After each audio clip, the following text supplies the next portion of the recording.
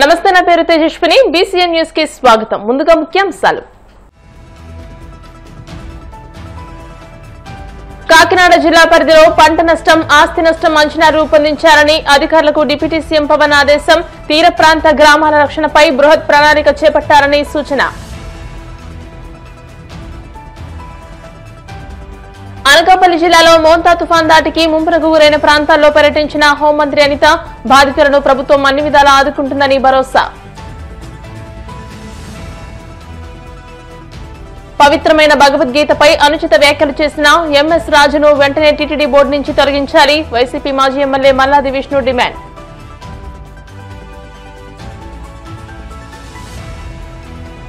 గోవిందనామ స్మరణతో మారుమోగిన కోనసీమ తిరుమల. వాడపల్లి వెంకన్న దర్శనానికి పోటెత్తిన భక్తజనం. కాకినాడ జిల్లా పరిధిలో మోంతా తుఫాను ప్రభావంతో నష్టపోయిన ప్రతి ఒక్కరికి స్వాంతన కలిగించి న్యాయం చేయాలని ఉప ముఖ్యమంత్రి పవన్ కళ్యాణ్ జిల్లా అధికారులను ఆదేశించారు. పంట నష్టం, ఆస్తి నష్టం అంచనాలు పకడ్బందీగా రూపొందించాలని సూచించారు. ప్రభుత్వం నుంచి ప్రకటించిన సాయం నష్టపోయిన ప్రతి ఒక్కరికి అందేలా చూడాలని తెలియజేశారు. పిఠాపురం నియోజకవర్గం పరిధిలోని తీర ప్రాంత గ్రామాల్లో పారిశుద్ధ్యం, తాగునీటికి ఇబ్బందులు రాకుండా చూడాలని సూచించారు. సముద్రానికి ఆనుకుని ఉన్న మత్స్యకార గ్రామాల్లో పరిస్థితులపై ఎప్పటికప్పుడు నివేదికలు పంపాలని ఆదేశించారు. కాకినాడ జిల్లా కలెక్టర్, ఎస్పీ, డిఆర్ఓ, ఆర్డీఓలు, పడా ప్రాజెక్టు డైరెక్టర్, పంచాయతీరాజ్, రోడ్లు భవనాల శాఖ, వ్యవసాయ, విద్యుత్ శాఖలతో పాటు వివిధ శాఖల జిల్లా స్థాయి అధికారులతో వీడియో కాన్ఫరెన్స్ ద్వారా తుఫాను అనంతర పరిస్థితులపై సమీక్ష నిర్వహించారు. కాకినాడ జిల్లా పరిధిలో మోంతా తుఫాను ప్రభావంతో జరిగిన నష్టం వివరాలపై ఆరా తీశారు. పిఠాపురం నియోజకవర్గంలో ప్రస్తుత పరిస్థితిని అడిగి తెలుసుకున్నారు. అనకాపల్లి జిల్లాలో మోంతా తుఫాన్ దాటికి ముంపునకు గురైన ప్రాంతాల్లో హోంమంత్రి అనిత పర్యటించారు. పాయకరావుపేట నియోజకవర్గంలోని బంగారంపాలెంలో పర్యటించి తుఫాను బాధితులకు నిత్యావసర సరుకులను అందజేశారు. అనంతరం మత్స్యకారులతో మాట్లాడి వారి సమస్యలను అడిగి తెలుసుకున్నారు. వైలోవలో నిర్మిస్తున్న ఎన్ఓబీ కారణంగా తమ ప్రాంతం ముంపునకు గురవుతుందని గ్రామస్తులు మంత్రికి వివరించారు. దీనిపై కేంద్ర ప్రభుత్వ అధికారులతో మాట్లాడి సమస్య పరిష్కారానికి కృషి చేస్తారని అనిత వెల్లడించారు. అనంతరం శారదా నదికి గండిపడి ముంపునకు గురైన ప్రదేశాన్ని కలెక్టర్తో కలిసి పరిశీలించారు. తుఫాను కారణంగా నష్టపోయిన బాధితులను ప్రభుత్వం అన్ని విధాలుగా ఆదుకుంటుందని భరోసా కల్పించారు. ఇల్లు కోల్పోయిన వారికి పక్కా ఇల్లు నిర్మిస్తామని అనిత హామీ ఇచ్చారు. మత్స్యకారులకు కూటమి ప్రభుత్వం పూర్తి స్థాయిలో అండగా ఉంటుందని తెలియజేశారు. మండలం రాజాలగ్రహారం ఈ గ్రామానికి సంబంధించి, అదేవిధంగా అటువైపు చూస్తే మాకు పాయకరావుపేట నియోజకవర్గం, మెస్రాయవరం ఆ మండలాలు, వీటన్నిటికీ సంబంధించి ఈ రోజు మాక్సిమం బండంతా కూడా నేను చెక్ చేసుకుంటూ వచ్చాము. బండి మీద నుంచి మేము కూడా ఎమ్మెల్యే గారు బండి మీద కూడా తీసుకొచ్చారు. నన్ను, కలెక్టర్ గారిని, ఎంపీ గారిని అందరినీ కూడా బండి మీద తీసుకొచ్చారు ఎమ్మెల్యే గారు. అదంతా కూడా చూసుకుని వచ్చాము. ఈ బండ్ అనేది వీక్ అయ్యి ఇక్కడ బ్రీచ్ అనేది జరిగింది. ఈ బ్రీచ్ ఏదైతే అంటే ఈ బ్రీచ్ ఇక్కడ జరగటానికి చాలా బ్రీచెస్ దాటుకుని, అంటే ఎక్కడొకటి బ్రీచ్ పడకుండా చూసుకునే బాధ్యత ఇక్కడ జిల్లా యంత్రాంగం చేసినందుకు ప్రత్యేకంగా నేను జిల్లా యంత్రాంగాన్ని నేను అభినందిస్తున్నా.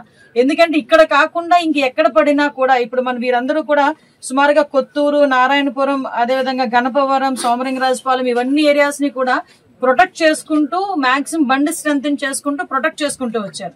Unfortunately, at the same time fortunately జన ఆవాసాలు కాకుండా పొలాలు ఉన్న చోట ఇక్కడ బ్రీచ్ పడింది. దీన్ని కూడా ఇమీడియట్ గా రిస్టోర్ చేసే కార్యక్రమానికి జిల్లా యంత్రాంగం, కలెక్టర్ గారు, అదేవిధంగా ఎస్పీ గారు, లోకల్ మన ఎమ్మెల్యే గారు విజయ్ కుమార్ గారు, వీళ్ళందరూ కూడా ప్రత్యేకంగా దీని మీద దృష్టి పెట్టి సుమారుగా నాకు తెలిసి 2 రోజులు నిద్రాహారాలు మారి జనాల మీదకి నీరు వెళ్లకుండా చూసుకునే బాధ్యత తీసుకునేందుకు నియోజకవర్గ ఎమ్మెల్యే గారికి, సహకరించిన ప్రజలకి, జిల్లా యంత్రాంగానికి కూడా నేను అభినందిస్తున్నా.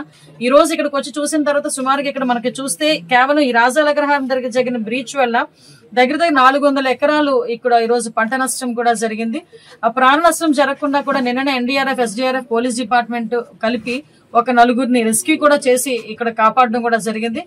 అదేవిధంగా గౌరవ ఉప ముఖ్యమంత్రి గారు, లోకేష్ గారు అందరూ కూడా ఈ రోజు ప్రత్యేకంగా దీని మీద దృష్టి పెట్టి మోంతా తుఫాన్ని సమర్థవంతంగా ఎదుర్కొనేందుకు ప్రణాళిక రచించి, క్లియర్ గా చెప్పాలంటే మోంతా తుఫాన్ని సమర్థవంతంగా ఎదుర్కొన్నాము. దానికి సంబంధించి ముందస్తు జాగ్రత్తలు తీసుకోవడం వల్ల ఒక పక్క రెవెన్యూ డిపార్ట్మెంట్, ఒక పక్క పోలీస్ డిపార్ట్మెంట్, ఎన్డీఆర్ఎఫ్, ఎస్డీఆర్ఎఫ్, అదేవిధంగా అన్ని లైన్ డిపార్ట్మెంట్స్ అన్ని కూడా అప్రమత్తంగా ఉండి గ్రామ స్థాయి నుంచి కూడా ఎక్కడెక్కడ ముంపు ప్రాంతాలు ఏర్పడతాయి, ఎక్కడెక్కడ ఎవరెవరిని సురక్షిత ప్రాంతాలకు తరలించాలి, ఎక్కడెక్కడ సహాయక బృందాలు అమర్చాలని చెప్పి ఒక పక్కా ప్రణాళికతో ఈ రోజు మేము మోంతా తుఫాన్ కి సంబంధించి ముందస్తు చర్యలు తీసుకోవడం జరిగింది. ఈ ఏదైతే శారదా నది పరివాహక ప్రాంతం ఏదైతే ఉందో వీటిని అతి జాగ్రత్తగా గమనిస్తూ మరి 3 రోజులు 4 రోజుల నుంచి కూడా 24 గంటలు కూడా, ఎందుకంటే ఏఎస్ఆర్ జిల్లాలో వర్షం పడినా, ఎక్కడ వర్షం పడినా మనకి రాంబిల్లి మండలం, ఎస్రాయవరం మండలం మీద నుంచి వస్తాయి. మెయిన్ రాంబిల్లి మండలం ఏదైతే దిమిలి ఈ కింద గ్రామాలన్నీ వచ్చే పరిస్థితి ఉంటుంది. ఎప్పుడు కూడా మరి ఇంత ఎక్కువ వాటర్ రావడం ఎప్పుడు మేమైతే ఎక్కడ చూడలేదు, ఫస్ట్ టైం చూసాం. అయినా కూడా ఒక్కటంటే ఒక్క విలేజ్ మీద కానీ, ఒక ఇంటి మీద కానీ ఎక్కడ కూడా వాటర్ వెళ్లకుండా అహర్నిశలు ఈ 5-6 రోజులు కూడా నిద్రాహారాలు మాని మేము కాపలా కాసుకుంటూ వచ్చాం. కానీ లాస్ట్ లో ఈ కింద ఇంకా ఒక 1.5 కిలోమీటర్ మరి సముద్రంలో కలుస్తుందన్న దగ్గర ఇక్కడ మరి గండి పడింది. ఈ గండి కూడా మేము పూడ్చడం జరిగింది, ముందే బ్యాగ్స్ వేసుకున్నాం. కానీ ఈ ఫోర్స్ ఫుల్ ఫోర్స్ లో వచ్చింది. మీరు చూసే ఉంటారు, నారాయణపురం ఏదైతే రోడ్డు ఉందో ఆ రోడ్డు మీద నుంచి 4 ఫీట్ పారింది ఈ వాటర్.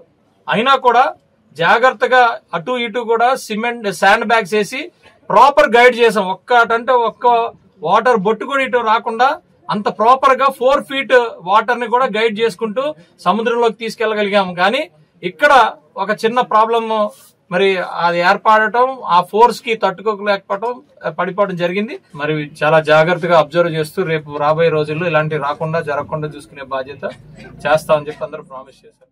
కోట్లాది హిందువుల మనోభావాలు దెబ్బతీసే విధంగా టీడీపీ ఎమ్మెల్యే, టీటీడీ బోర్డు సభ్యుడు ఎంఎస్ రాజు అతి పవిత్రమైన భగవద్గీతపై అనుచిత వ్యాఖ్యలు చేశారని, అయినా ఇప్పటి వరకు ప్రభుత్వం స్పందించడం లేదని మాజీ ఎమ్మెల్యే మల్లాది విష్ణు ఆక్షేపించారు. తాడేపల్లి వైసీపీ కేంద్ర కార్యాలయంలో ఆయన మీడియాతో మాట్లాడుతూ అలాంటి వ్యక్తిని ఇంకా టీటీడీ బోర్డు సభ్యుడిగా కొనసాగించడం అనుచితమని, అందువల్ల వెంటనే ఆయన్ను ఆ పదవి నుంచి తొలగించాలని డిమాండ్ చేశారు.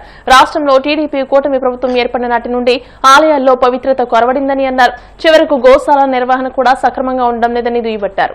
భారతదేశానికి, యావత్ ప్రపంచానికి మార్గదర్శకంగా ఉన్నటువంటి భగవద్గీత గురించి ఎంత చులకనగా మాట్లాడాడో, ఎంత తేలిగ్గా మాట్లాడాడో, ఎంత తీసిపారేసినట్టుగా మాట్లాడాడో మనందరికీ కూడా స్పష్టంగా అర్థమైంది.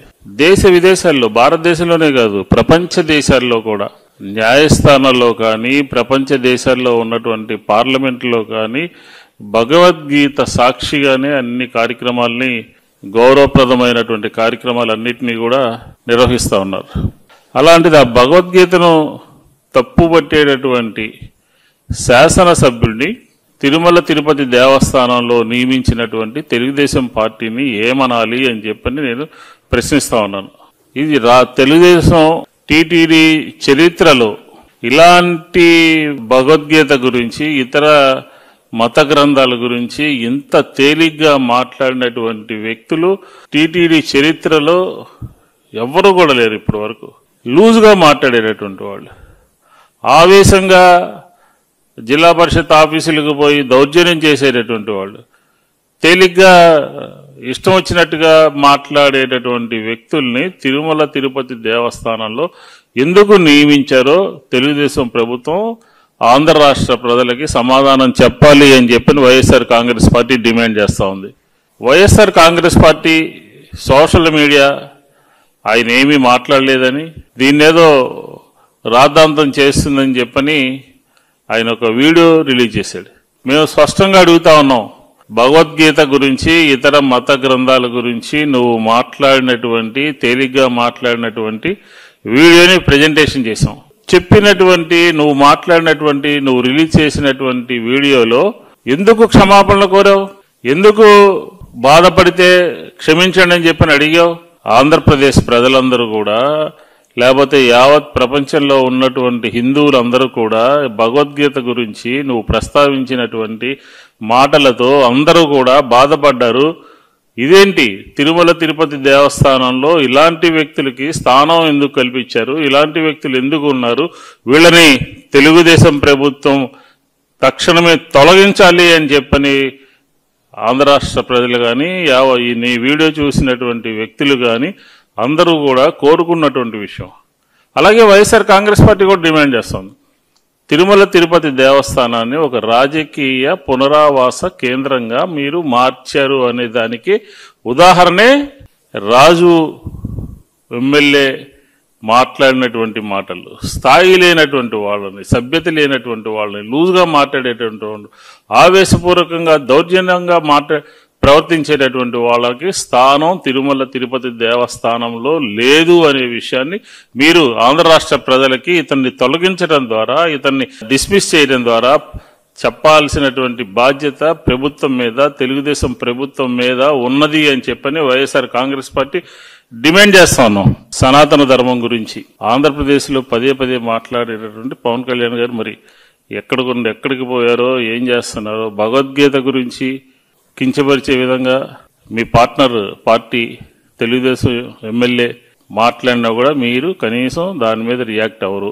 ఇంకా దీనికి ఎందుకని ప్రభుత్వము ఉదాసీన వైఖరి అవలంబిస్తుందో ఆంధ్రప్రదేశ్ ప్రజలకి సమాధానం చెప్పాలి అని చెప్పి మేము డిమాండ్ చేస్తాం.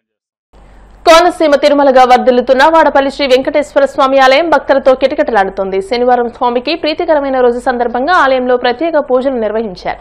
స్వామివారి దర్శనానికి వచ్చిన భక్తులకు ఎలాంటి ఇబ్బందులు తలెత్తకుండా ప్రత్యేక ఏర్పాట్లు చేసినట్లు ఆలయ అధికారులు తెలిపారు. భక్తులు అధిక సంఖ్యలో హాజరై స్వామిని దర్శించుకుని మొక్కులు చెల్లించుకున్నారు.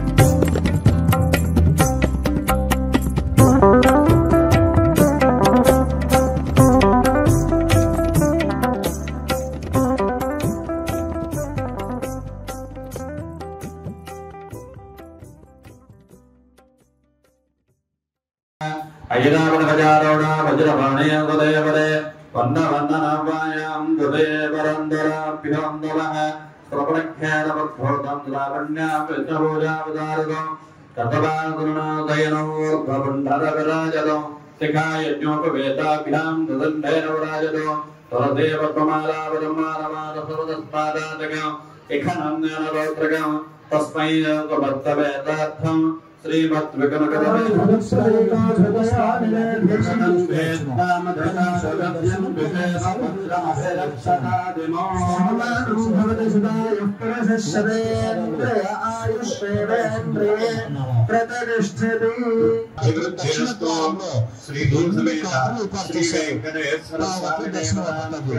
परिपूर्णां यजमानस्य गृहे घनघनकवस्तुवाहन व्यापार उद्योग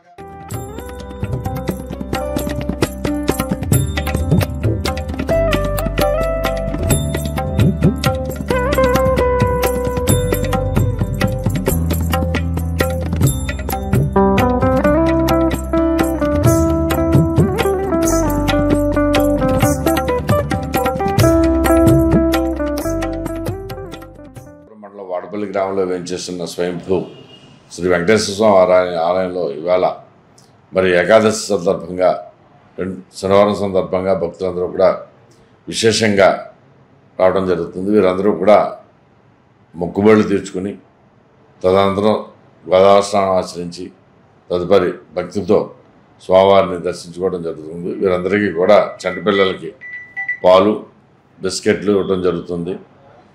మిగతా వారికి భక్తులందరికీ కూడా చల్లటి మంచినీళ్లు ఇవ్వడం జరుగుతుంది. ఏ విధంగా అసౌకర్యం కలగకుండా సేవకుల సహాయంతో అన్ని రకాలైన ఏర్పాట్లు కూడా దేవాదాయ ధర్మాదాయ పక్షాన వెంకటేశ్వర దేవస్థానం వారు ఏర్పాటు చేయడం జరిగింది. మరియు దర్శనానంతరం వచ్చే ప్రతి భక్తుడికి కూడా ఉదయం 4 గంటల నుంచి 9:30 వరకు కూడా ఉచిత ప్రసాదం విహార ప్రసాదం వితరణ చేయడం జరుగుతుంది. తదనంతరం స్వామివారి నిత్యానంద పథకంలో వీరందరూ కూడా ప్రసాదం స్వీకరించి వెళ్తున్నారు. ఈరోజు కూడా 1,00,000 మంది వస్తారని అంచనా వేస్తున్నాము.